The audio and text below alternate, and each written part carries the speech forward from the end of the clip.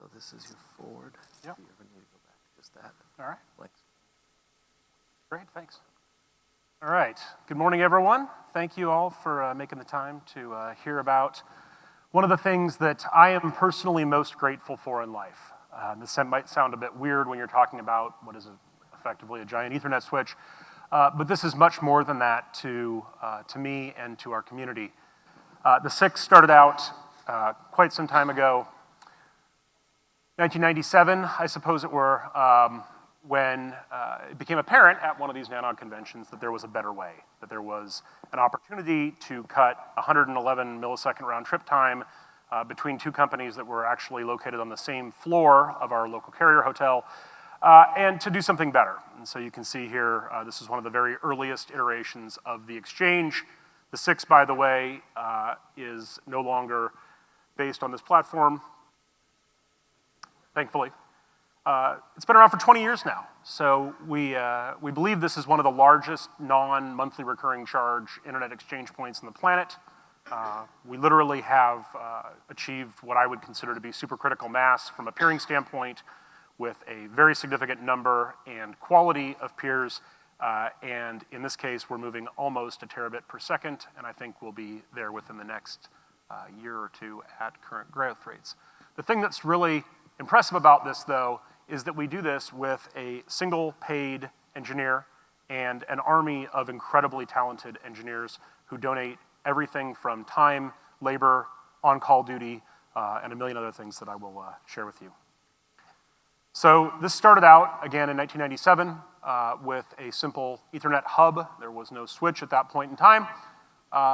And what we found was that there was a lot more interest in this than anybody anticipated. So there wasn't really a master plan to create an internet exchange point, and there certainly wasn't an architecture roadmap for it. What we found was that hardware was actually much easier to come by than we would have expected. So this is back when Ethernet switches were quite expensive, when ISPs were quite poor. I was one of them. I worked with Oz.net, which was one of the first dial-up and DSL ISPs in the Seattle area. And this equipment was hard to come by, and yet we found, much to my great surprise, that companies, participants were willing to contribute switching equipment, optics, labor, what have you, because they were getting so much value out of it almost from day one. And so over time, we started experimenting with 10 gig ports, with 40 gig ports, and today, I think we're seeing, in the last 2 years, massive growth in 100 gig interest, and we're building up to what Chris, our senior engineer who runs the exchange day to day, calls the fantasy 400 gig switch, because we actually think there will be market demand for that in the not too distant future here. So the SIX has evolved. It started out in the beginning with a centralized core switching fabric, or decentralized, I should say. There were originally 2 switches, and then it was consolidated into one. And then over time, it decentralized naturally as we began to add extensions and other core switches that are outside of the Westin Building. For those unfamiliar, the Westin Building is downtown Seattle, and it's the largest carrier hotel, I think, north of the Bay Area. So within the building, we have 2 Arista switches that serve as the primary core that are distributed across 2 floors. We also have extension components of the core switching fabric at distant facilities that house large portions of the local internet infrastructure, those being Como Plaza, which is down the road from the Westin Building by about half a mile or so, and Sabi Intergate, which is substantially further away, down south, down closer to the airport, where there are very large data centers that are used by the companies that we all know and love for all the things that they do. One of the more interesting and controversial aspects of the SIX has been our model of allowing layer 2 extensions both within and outside the building, or the buildings plural. And as you can see, some of these actually extend outside of the metro Seattle area and into fairly distant locations. Our traffic growth mirrors what you would all expect to see with the internet. As I mentioned, at peak now, we're right up about 750 gigabits per second of sustained traffic across the fabric. And finance-wise, we've been incredibly blessed. I would say that we did a few things right here. One of them is that we have always operated as lean and efficiently with minimal overhead and fluff as possible. The other thing we've been really good at is charging port fees that are reasonable and appropriate, not excessive, but which allow us to accumulate enough cash in reserve to make the necessary infrastructure upgrades as they come without having to sweat what to do about money. So you can see there was a ramp up in the 2008 to 2011 period, an expenditure, and then again, a nice ramp up. I think right now the exchange has in excess of $500,000 in cash reserves, which we view as our future proofing for the next round of switching equipment upgrades. Membership also has been a really impressive growth area. As you can see, back in the beginning, there were 10-ish peers. Today, I think we're at almost 275 different organizations. These range in size and scope from mom and pop ISPs all the way up to the largest content producers and delivery networks and cloud computing organizations on the planet, and everything in between. So we've really got an incredible diversity of membership, carriers, ISPs, other exchange points who actually have extended our switching fabric into their exchanges and beyond.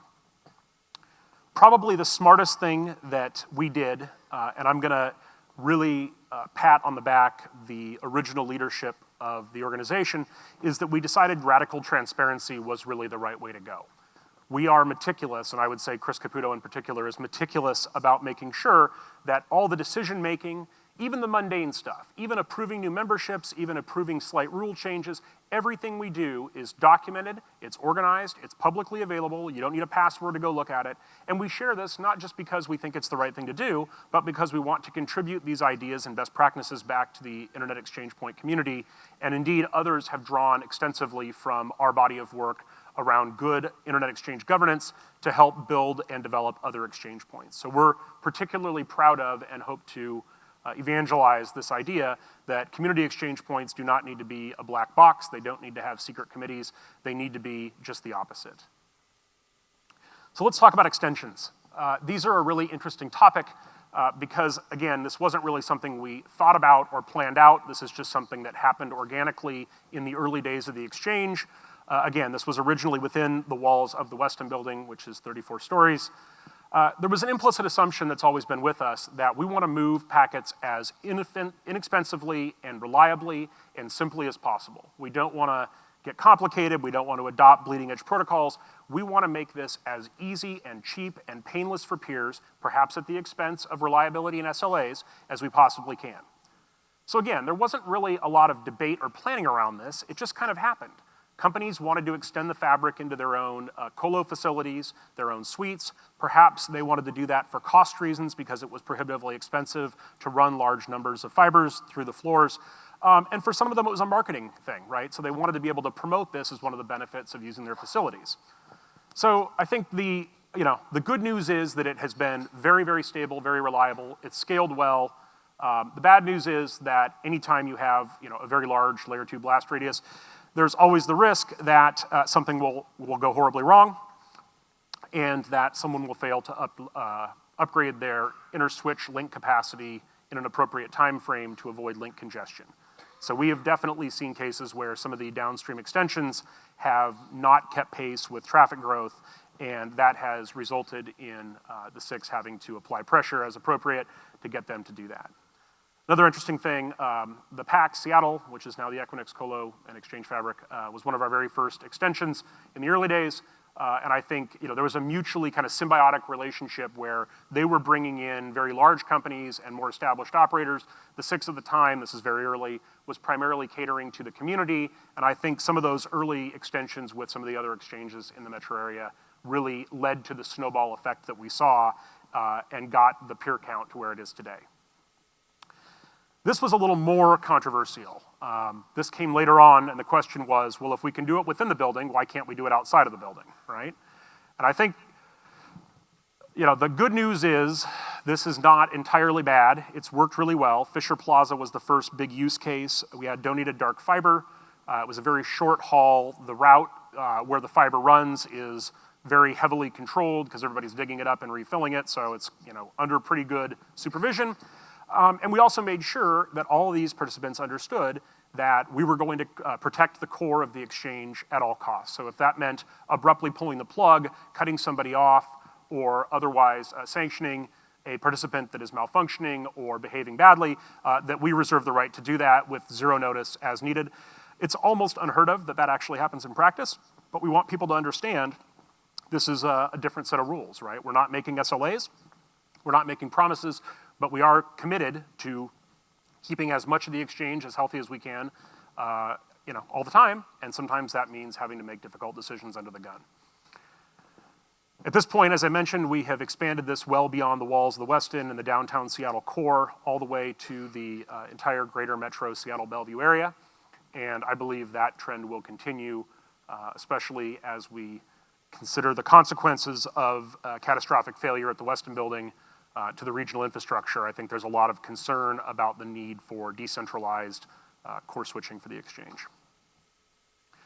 So one of the questions that we get a lot is, how do you guys do this, right? How do you, with only one part-time paid engineer and some part-time volunteers, how do you actually run an exchange of this size, scale, and complexity? Because with this many peers, there's a lot of questions, there's a lot of issues, there's debugging, there's vendor interaction. And I think that the answer is much easier than you think, right? We basically have the paid engineer, Chris, as the primary responder, and we have a whole team of people that have been in the industry probably for 2 decades or more, and who have all worked together in different capacities over the years, who are all backups. We all have physical access and logical access to the infrastructure, and I think we've had almost no incidents that I can think of where our response time has been anything other than absolutely instantaneous. And a lot of that has to do with the people, candidly, more than the systems or infrastructure. These are all people that we know to be highly reliable, highly responsive, competent, credible, people that aren't just frontline NOC, but they're engineers who can get in there and actually work with peers and participants and vendors as needed. But honestly, we've had an incredibly good run with, and I'll knock on whatever material that is there, with almost no major service incidents that are not proving to be a hardware issue or software issue or something like that. But we do some good hygiene and maintenance. And in particular, we've done work with ARPSponge, which is one of the assets we've leveraged from M6 that helps deal with spurious broadcast traffic. And we use a lot of other tools that help us along the way to automate and streamline as much of this as possible. But again, I think that the real answer here is that we have the right team of people who are invested and committed enough that we haven't found the need to spend a lot more money on a lot more redundancy or SLAs around engineering and operations response. In the case of physical infrastructure, as you guys know, this stuff is very expensive. Keeping large numbers of 100 gig line cards laying around for a scenario that we hope never happens typically isn't very cost effective. So in some cases, we have next business day with spare on site. In some case, we use vendor provided 4-hour spare in the air for critical line cards and infrastructure. And again, we do reserve the right to cut anybody off if needed for any reason at any time.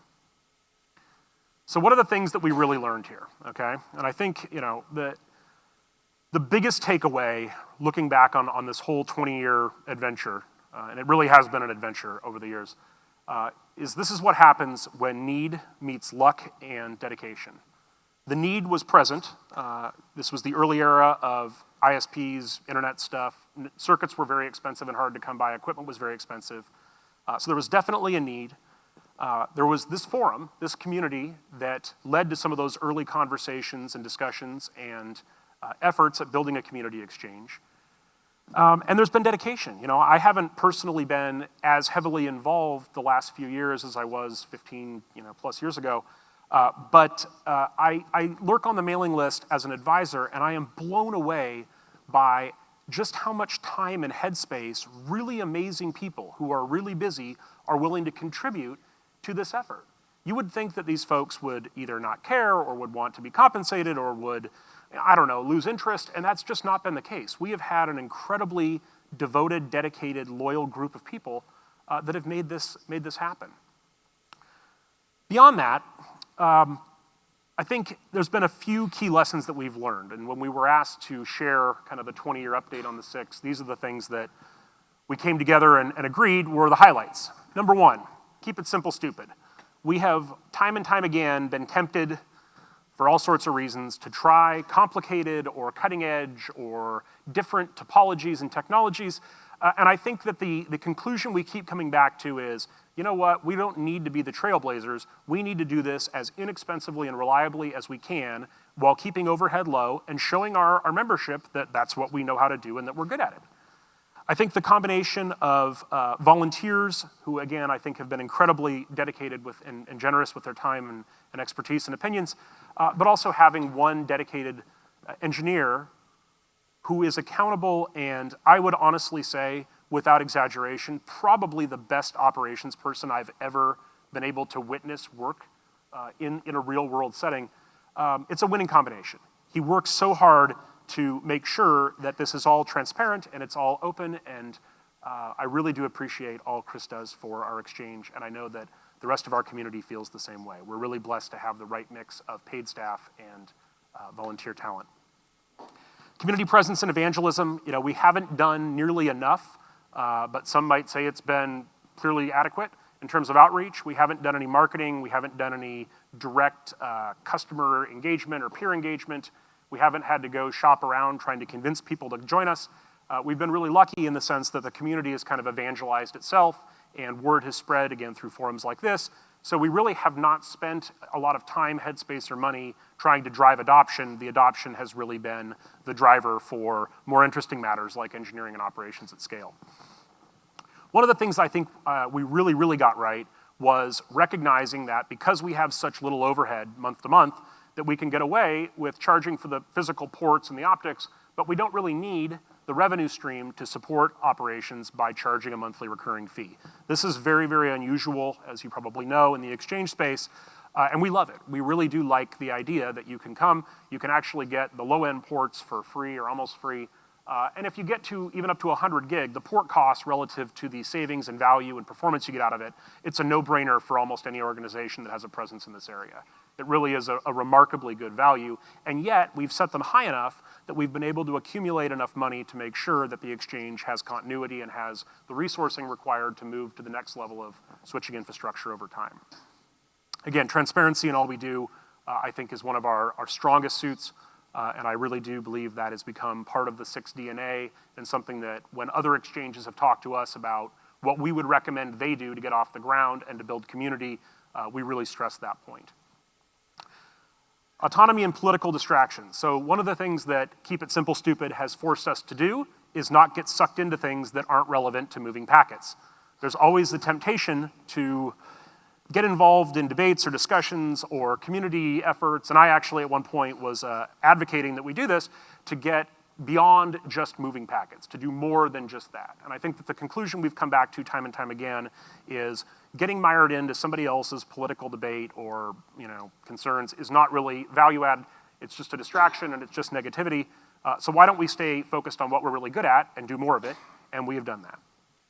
Again, the distributed switching fabric, I think that there's a lot of debate about the sanity of layer 2 broadcast domains, that big, but yet it's been done elsewhere, it's being done here, and I would say that it's much more stable and reliable than I might have guessed it would have been after 20 years of operations.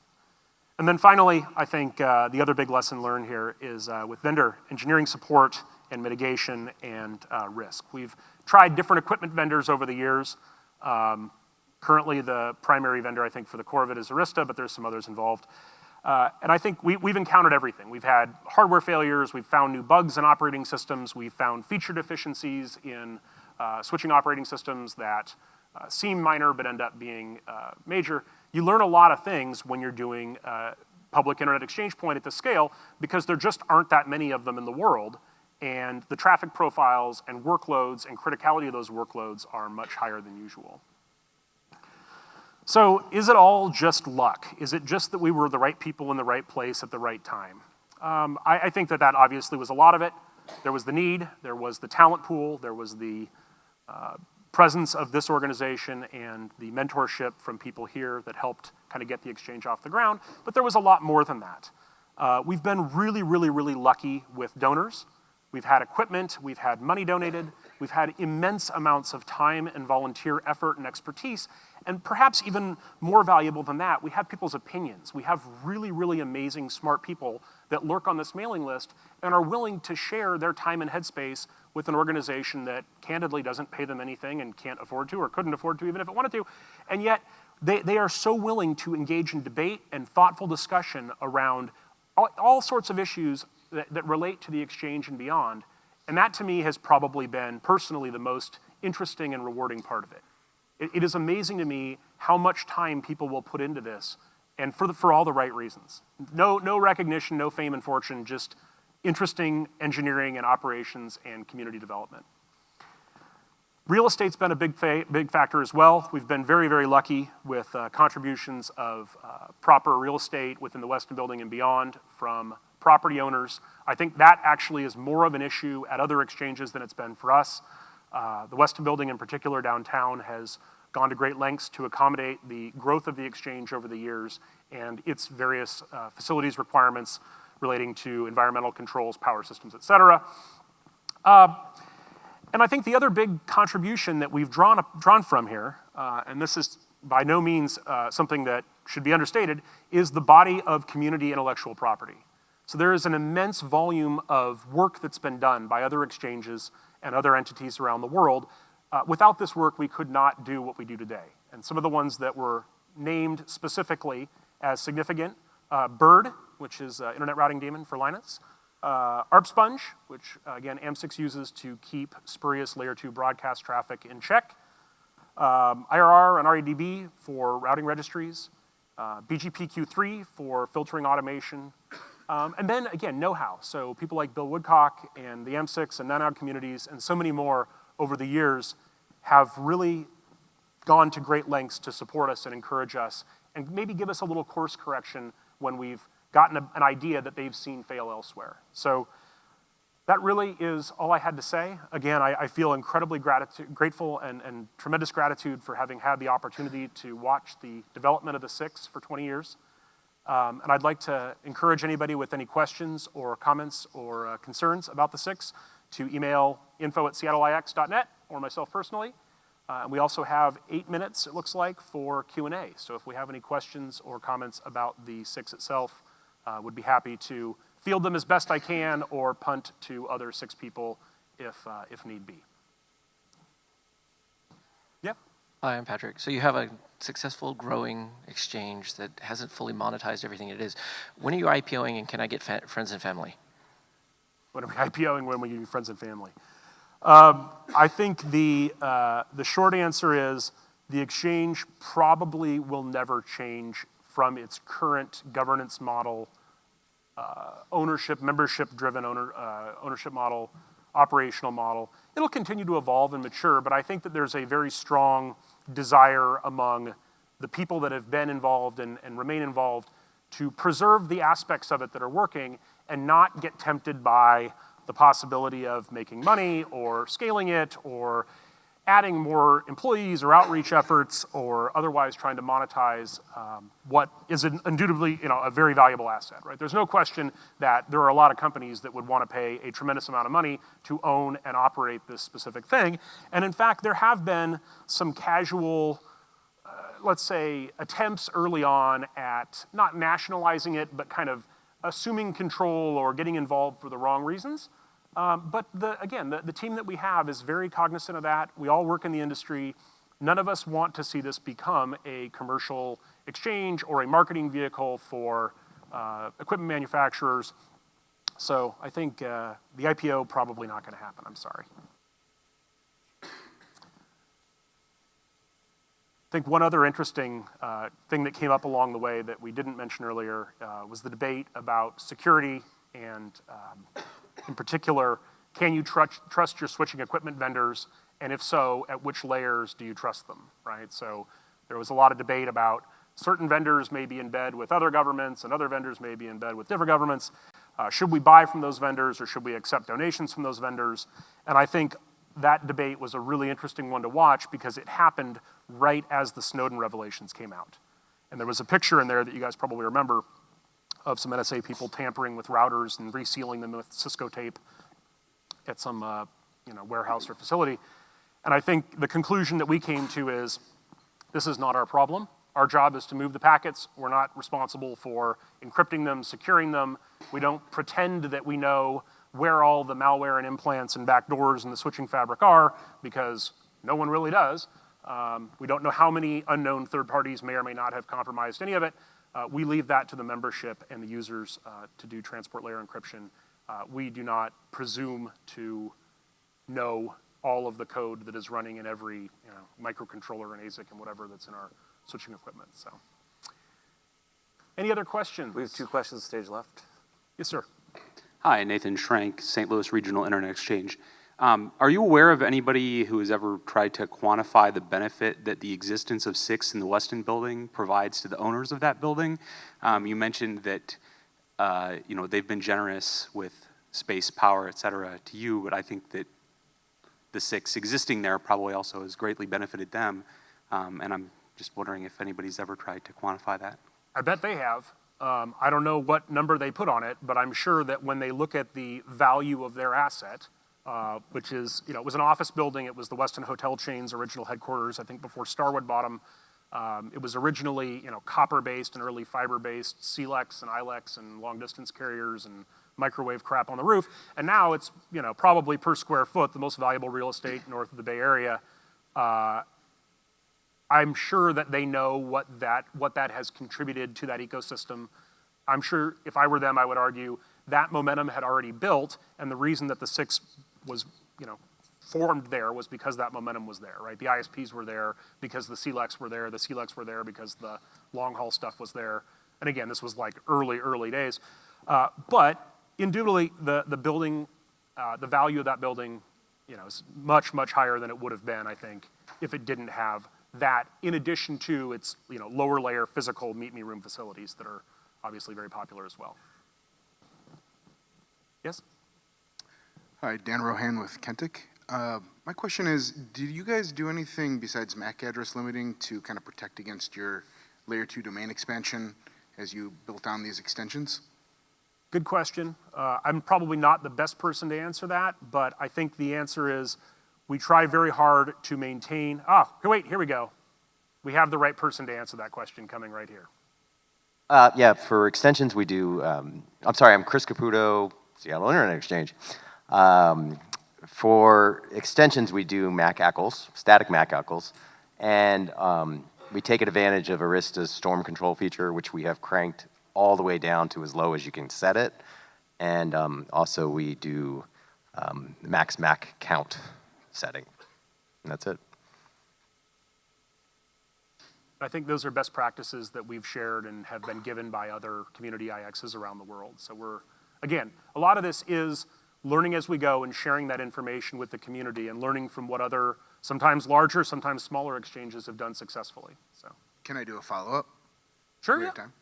So have you guys ever considered what's the point at which a large layer 2 exchange should maybe become a layer 3 network? Is that something you wrestle with? Yeah, I think we've been debating that for 20 years, right? We've been talking about, is this the right model? Is it the right architecture? Is it the right approach? What would a different architecture look like? What are the pros and cons? VXLAN has been tossed about. And the conclusion, the gravity or the sort of guiding principle that we've always followed is keep it simple, stupid, right? We keep it as dead simple from a technology standpoint, an operating standpoint, a governance standpoint as we possibly can. And if the need for that sort of thing becomes apparent because there are service incidents or we're aware of scalability limitations that the vendors say, hey, there's no way we're going to get beyond this, we're going to have to adapt, right? This is a ongoing, evolving machine. It's not a static switch that sits in a corner and just runs all day long. But we've managed to scale it way beyond, like the rest of the internet, way beyond what I think any of us believed would have been possible given the technologies that existed 20 years ago. So it's amazing how far, if you think about it, how far IP and Ethernet have come over the years. 3/4 of a terabit per second is unfathomable to me. But maybe I'm just getting old, so I don't know. Thank you. Yeah. All right. Well, thank you all. And again, seattleix.net website, all sorts of interesting stuff there. And we thank all of you for your time and attention this morning. And have a great day.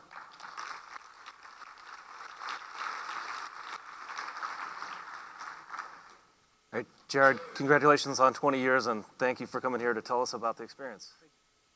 All right, everyone, I hope you're ready for lunch. Lunch will be downstairs. If you received an invitation to the newcomers lunch, that'll be an evergreen A to D. Otherwise, evergreen E to I, just to the side of it, will be for the rest of the population for our welcome lunch. Surveys for today's program are up on the website if you want to provide your input, and we'll see you back here after lunch. Thank you.